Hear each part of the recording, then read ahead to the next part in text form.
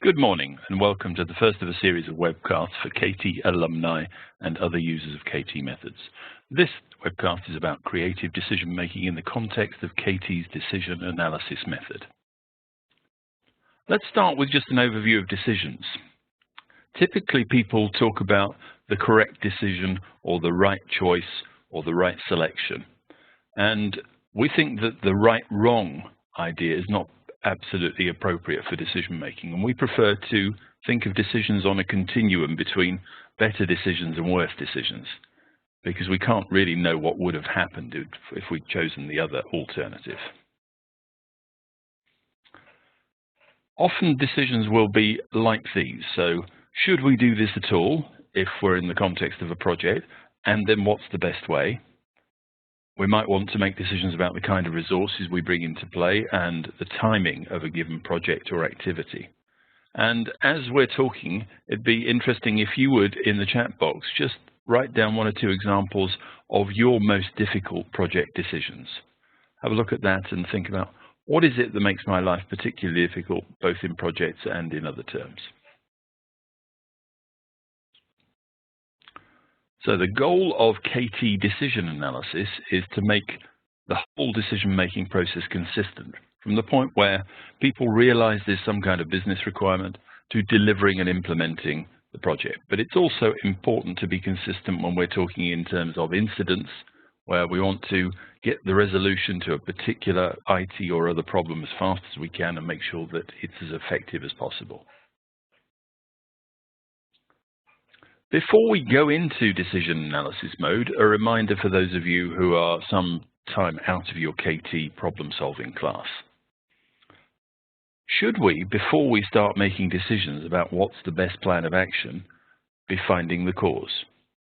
Now, this can be important because if you're dealing with any kind of quality failure, non-conformance, or failure in a system, or indeed failure in the process, it's often important to look for the cause of that before making decisions and choices about how to respond. Knowing the cause gives you an additional richness of choices because you can fix causes as well as going for the workarounds that you think might be appropriate. Now, it's not always necessary to find cause, and it's important to realize that, but it's worth asking the question. Second, should we be, rather than in decision analysis, should we be in situation appraisal? If your conflict is about priorities, if people can't really agree what the priority is, then maybe situation appraisal is your tool of choice rather than decision analysis. And if you more or less have done the deal about what you should be doing, what the solution is, maybe you should be looking at risks rather than revisiting the decision.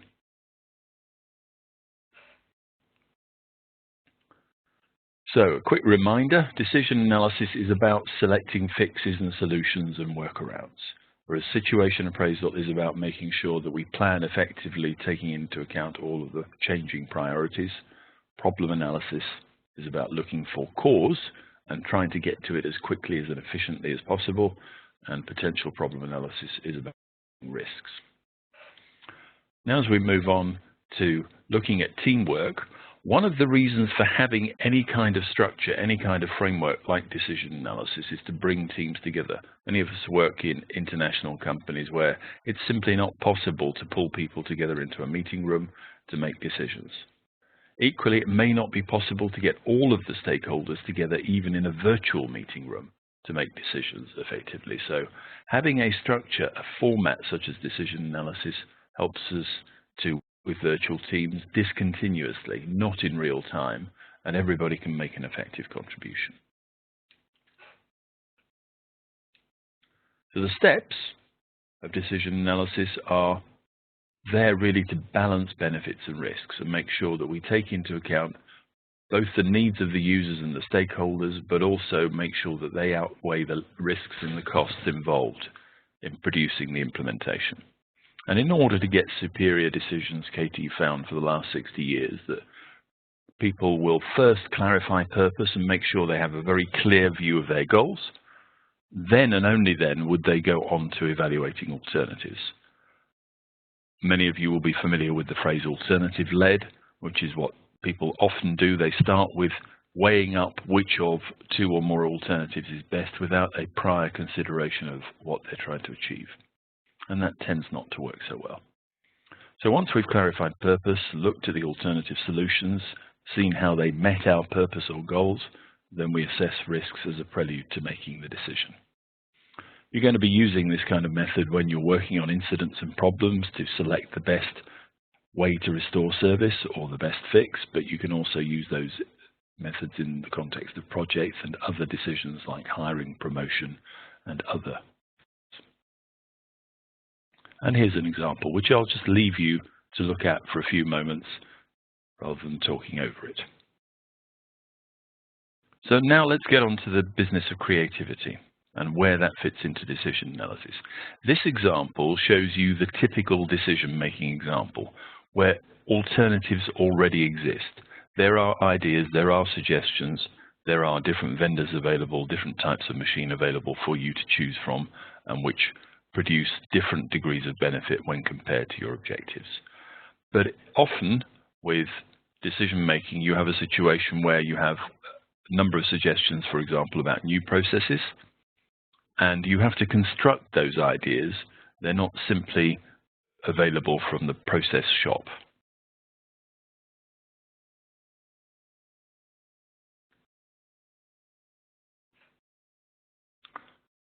So here are the extra steps for creative decision analysis.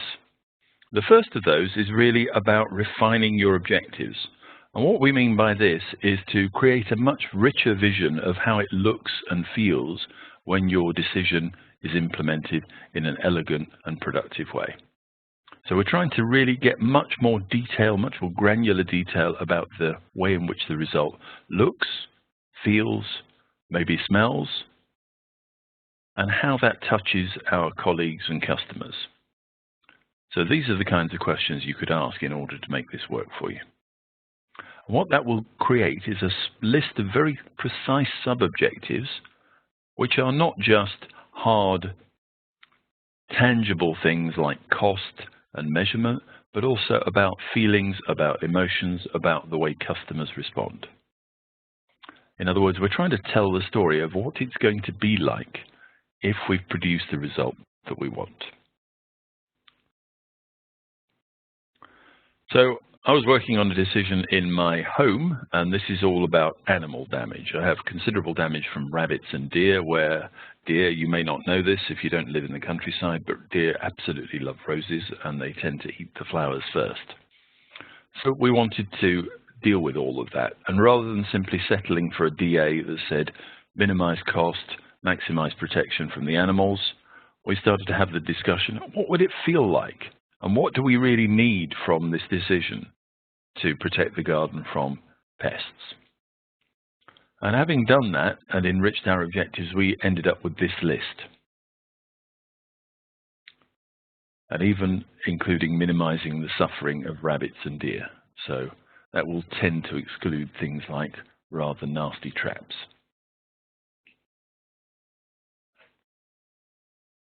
Now what happens with that?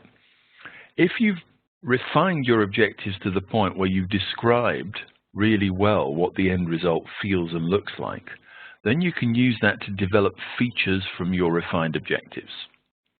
That's going to aid your creativity, and as you'll see in a moment, you end up with more creative ideas when you've done this than if you do not develop features from refined objectives. You're simply brainstorming the whole topic. So what we do here is to maximize the fit with objectives by looking at each objective one at a time and say, how could we meet this objective? What feature of the solution would there be in order to achieve this? And we're doing that objective by objective rather than for the decision as a whole. And as usual with brainstorming, we're not going to go for any evaluation at this stage. We're just trying to get as many ideas as possible. Now, before I enriched my objectives, and we did a quick think about what were the solutions, we had a relatively short list of possible solutions for protecting ourselves from pest damage. Ultrasound scarers were one topic that came up and that we Googled, and somebody said, well, lion dung, it frightens deer. and you can get it from London Zoo. Well, that's kind of an interesting thing. It doesn't seem to me terribly long-lasting, and obviously there are poisons and dogs and other things you can do. But if you brainstorm objective by objective, you find that you tend to get a better range of alternatives, and you can stimulate creativity, sometimes very silly alternatives. You might be getting a few duplications when you do all this, but it really helps. Sometimes, if you've got a big and noisy audience, you might want to brainstorm silently, just write your ideas quickly on post-it notes and take it in turns to speak so that you get all of the creative suggestions out that are available from your stakeholders and your audience. Then, if you brainstorm for each objective one by one, the questions would look something like this.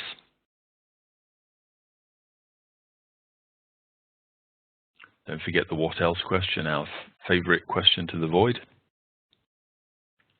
And then when we did that, we got this kind of results. When we asked, what solution for rabbit and deer protection is there that's low cost? We came up with some crazy stuff and some not so crazy stuff. I like that one from the children's sign saying, rabbits and deer keep out. Love it. But it's not that crazy. Then we looked at avoiding harm to pets and people, because we don't really want to have big traps that could hurt pets or people, or indeed too much damage to the deer and rabbits themselves. We don't want too much animal cruelty here. Aesthetically pleasing comes in the shape of designer fences, rugosa hedges, willow hedges or stone walls, and then we've got some protection for the vegetables.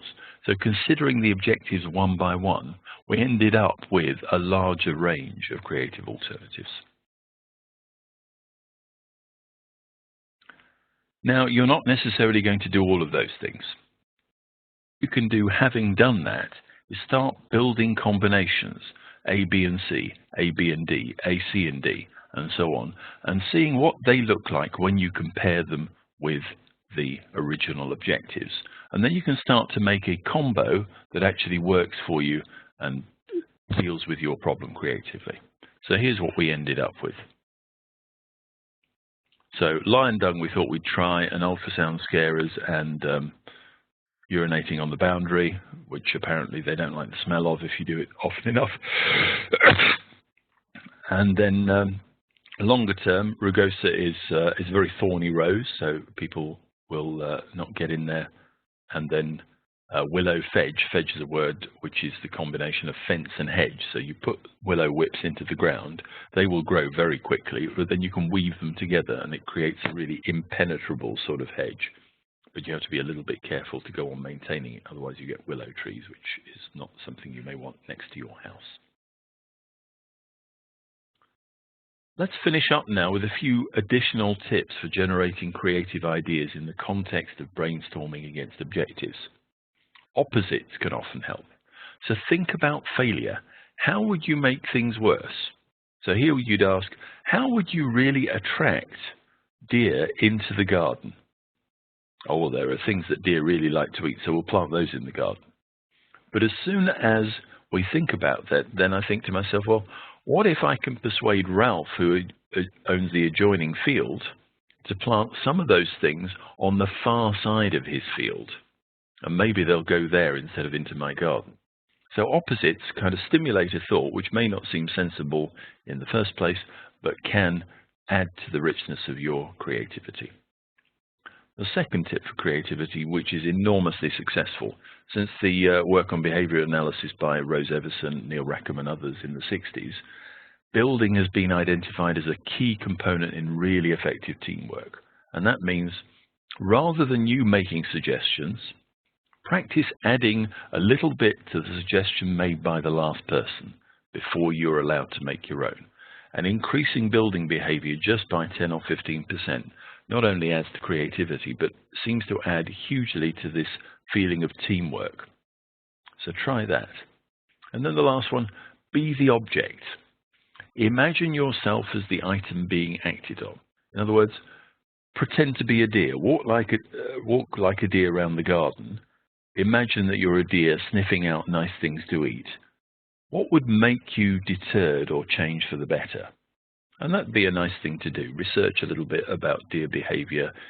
Think yourself into the hooves of a deer or the paws of a rabbit and start thinking about how would you be affected in the way you moved around in a space if you were met with different kinds of obstacles and different kinds of encouragements to go elsewhere. So opposites, building, and be the object. Now, I hope this has been a useful quick